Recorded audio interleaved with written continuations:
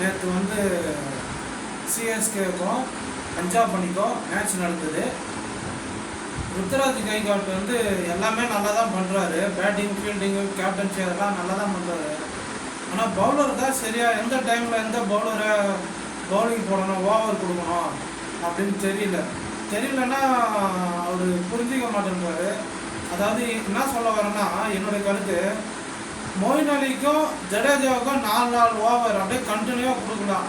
6 over முடிஞ்சு ஜடேஜா 7வது ஓவரில் பவுலிங் போகிறதுக்கு வராரு. பவர் பிளே 6 ஓவர் முடிஞ்சு 7வது ஓவர் ஜடேஜா பவுலிங் போட வராரு. அவருக்கு ஃபஸ்ட்டு ஓவர்.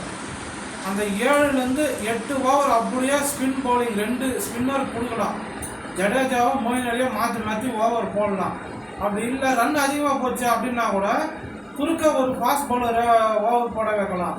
ஆனால் முக்கியமாக மொயின் அலியும் ஜடேஜாவும் 4 8 ஓவர் போடணும். இதை வந்து அவர் கன்சல்ட் பண்ண மாட்டேன்றாரு.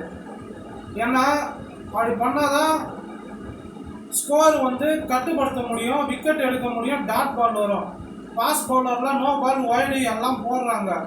ஸ்பின்னர் வந்து ஒய்டு நோ பால் போடாமல் கரெக்டாக 4 ஓவர் போட்டுருவாங்க. இதை பற்றி உங்களோட கருத்து என்ன அப்படின்னு கமெண்டில் தெரிவிங்க. நன்றி, வணக்கம்.